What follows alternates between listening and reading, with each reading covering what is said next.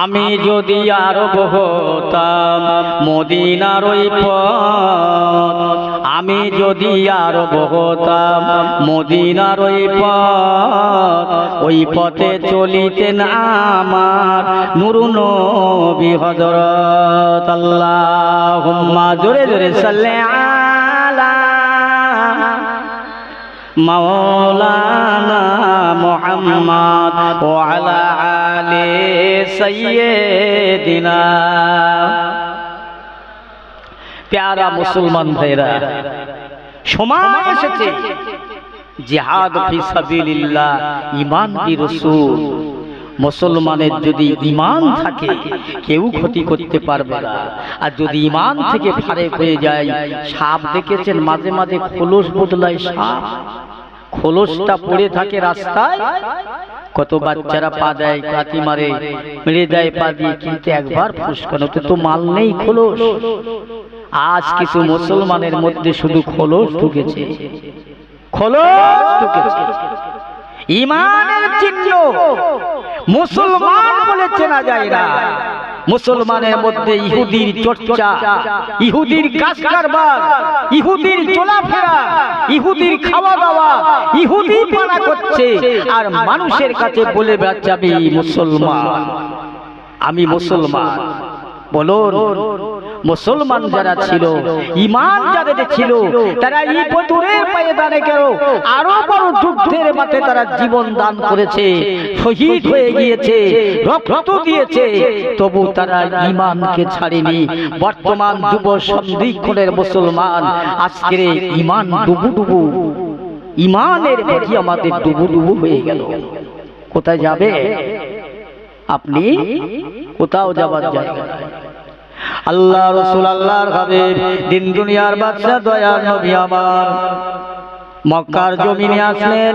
মক্কার জমিনের মানুষেরা আল্লাহর নবীকে মেনে নিলেন, কিন্তু মুসলমান রাসূল মদিনার মানুষেরা এত ভালোবেসেছে নবীকে, মদিনার মানুষেরা যেন পেয়ে চাঁদ হাত বাড়া পেয়েছে।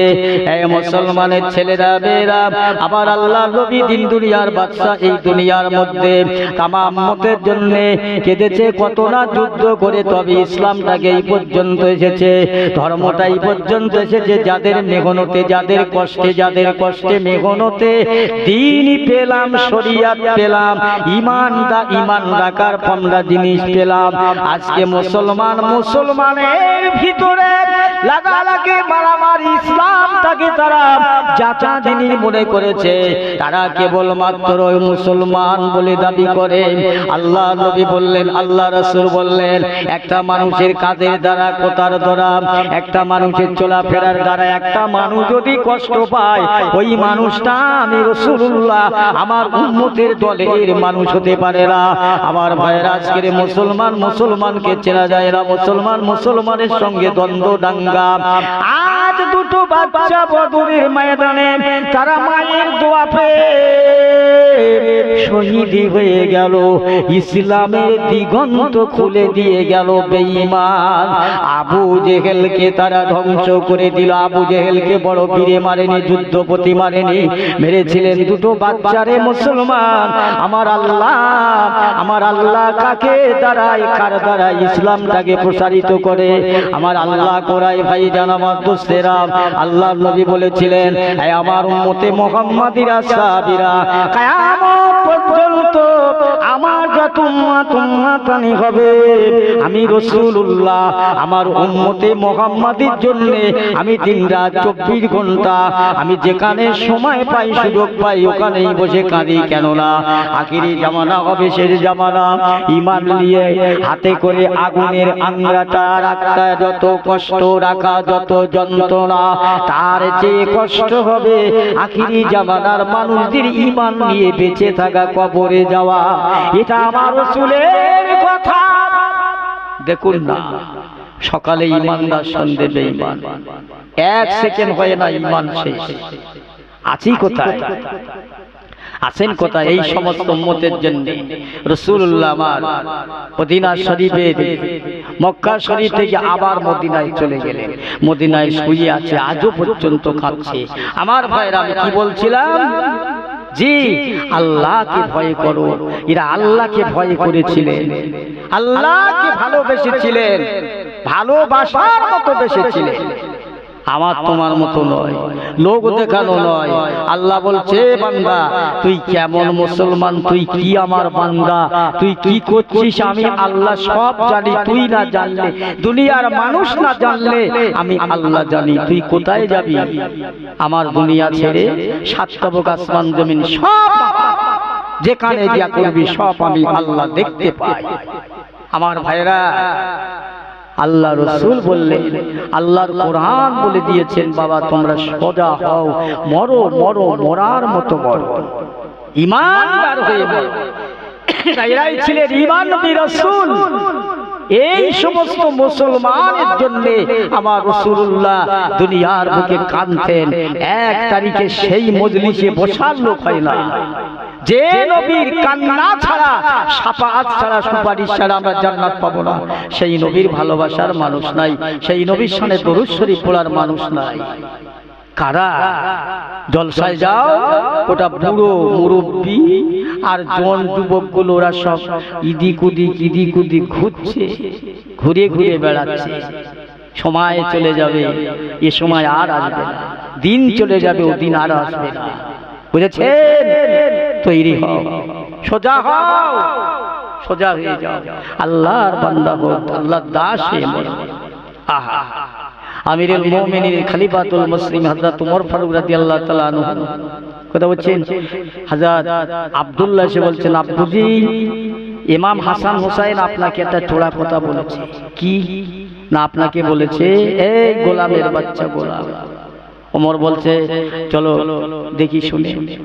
ইমাম হাসান হুসাইনকে বলছে, বাবা তোমরা আমাকে আব্দুল্লাহকে গোলামের বাচ্চা গোলাম বলছে? জি হ্যাঁ, সত্য কথা বলেছি। ইমাম হাসান হুসাইনকে বলছে, বাবা লিখে দাও। হযরত ইমাম হাসান ইমাম হুসাইন রাদিয়াল্লাহু তাআলা কাগজে লিখছেন, ওরে আমিরুল মুমিনিন, দুনিয়ার কোন গোলাম নয়, দুনিয়ার কোন দাস নয়, ইনি হলেন আল্লাহ রাসূলের গোলাম। একবার জোরে বলা যাবে না সুবহানাল্লাহ? লেখাটা দিয়ে আমার ভাইরা মানুষের কাছে বলছে, বাবা মদিনার লোকেরা, আমি আমার ফারুক যেদিন মরে যাব, আমার মরণের পরে গোসল দেবে, গোসল দেওয়ার পরে আমাকে কাপড় পরাবে, কাপড়ের ভিতরে এই কাগজটা দিয়ে দেবে। কেন জানো? এই কাগজটা যদি আমাকে তোমরা দাও, আমার কবরে জানি না মুনকার নেকির ফেরেশতা আসবে, আমি ওমর জবাব দিতে পারবো কি পারবো না। এই কাগজটা আমার বুকে থাকবে, আমি ফেরেশতাদের ডেকে বলবো, গো আল্লাহর ফেরেশতারা আমি ওমরকে মাফ করে দেন, আমি ওমরকে ক্ষমা করে দেন, আমি কিছু জানি না। তবে আজকে ইমাম হাসান আর হুসাইন দুই ভাই লিখে দিয়েছে, আমি ওমর আল্লাহ রাসূলের গোলাম। আল্লাহর ফেরেশতারা আজ ইমাম হাসান হুসাইন লিখে দিয়েছেন। এই লেখার সুবাদে, এই লেখার জন্য আমি ওমরে ফারুককে আমার আর প্রশ্ন করবে না। হযরত ইমাম হাসান হুসাইন লিখে দিয়েছে, আমি আল্লাহ রাসূলের গোলামি ছাড়ার কিছু নয়। যদি এইটা বলার পরে আমার কবরে ছাড় দেয়, একবার জোরে বলা যাবে না সুবহানাল্লাহ? ওমরকে চেনে, জান্নাতি মানুষ, বেহেশতি মানুষ। হ্যাঁ জওয়ানেরা, তারা মানুষ, আমরা মানুষ। তাদের চলাফেরা, তাদের খাওয়া পেওয়া, তাদের কাজকর্ম, তাদের সংসারিক জীবন আর আমাদের সংসারিক জীবন এক নয়। আল্লাহ রাসূল যেমন, রসুলের আহলিয়াত আম্মাজান গুলো তেমন, সাহাবায়ে রসুল গুলো তেমন, আর আমরা কেমন উম্মতে মুহাম্মাদি। সকাল হয়ে গেল, নামাজ নেই আমাদের, 5 ওয়াক্ত পার হয়ে যায়, আজান হয়, গল্প করি। আর কি করি? আজান হচ্ছে, ফ্রি ফায়ার খেলছি, রাস্তার বাড়ি বসে একা নোকা নিদি কুদি করে খালি বলছে মার মার মার, কে কাকে মারছে জানি না। খোদার কসম করে বলি, মরে যেতে হবে, মরণ আমাদের হবে। আবার পিয়ারা ভাইরা, আপনারা যারা এখানে আছেন আর আমি আছি, আমার তো মনে হয় সব থেকে বড় গুনাহগার আমি। আল্লাহ নবী সাহাবী হযরত আমিরুল মুমিনিন উসমান বিন নুরাইন রাদিয়াল্লাহু তাআলা আনহু মদিনার জান্নাতুল বাকিয়াতে জান্নাতুল মুআল্লাতে যখন যেতেন হুজুর দুটো হাত তুলে আল্লাহর দরবারে এত কান্না কাঁদতেন, এত রোনাজারি করতেন, চোখের পানিতে দাড়ি মোবারক ভিজে যেতেন। আমার ভাইরা সাহাবীরা জিজ্ঞাসা করতেন, আমিরুল মুমিনিন উসমান বিন নুরাইন আপনি কেন কাঁদবেন এত? আল্লাহ নবী আপনার জান্নাতি টিকিট দিয়ে গেলেন, জান্নাতি সার্টিফিকেট পেয়ে গেলেন, এত কান্না কাঁদেন কেন? ওই সময় বলছেন, ও মদিনার মানুষেরা, আল্লাহ নবী আমার জান্নাতের সার্টিফিকেট দিয়েছে, কথাটা ঠিক, কথাটা সত্য, কিন্তু আল্লাহ নবী আমার কবরের সার্টিফিকেট দেন নাই। আমি আমিরুল মুমিনিন হযরত উসমান বিন নুরাইন, আমার প্রথম মঞ্জিল হবে আখিরাতের ঘাটি হবে কবর। এই কবর আল্লাহ নবী বললেন, ওই কবর হবে জাহান্নামের গাড্ডা, ওই কবর হবে জাহান্নামের গর্ত, ওই কবর হবে জান্নাতের টুকরা। ওরে মদিনার মানুষেরা, আমি উসমান আমার মরণের পরে কবর কি হবে?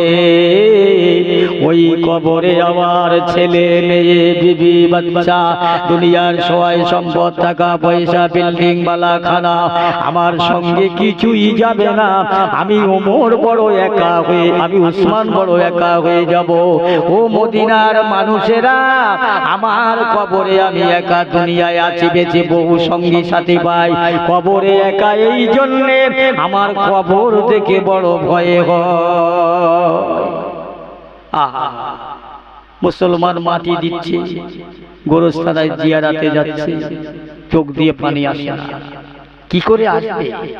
দিল তো পাষাণ হয়ে গেছে, অন্ধকার হয়ে গেছে, চোখে পানি নাই। আমার প্রিয়ারা ভাইরা বাজানেরা, আমি যে কথা আপনাদের বলতে যাচ্ছি, আজ একমাত্র আমি যেটা বলছি, আল্লাহ আল্লাহর রসুলের যারা গোলাম হয়ে, আল্লাহ আল্লাহ রসুলের যারা চিহ্নিত হয়েছেন, আজ তারাও যদি কবর থেকে কাঁদে, আখিরাতের কোন চিন্তা করে কাঁদে।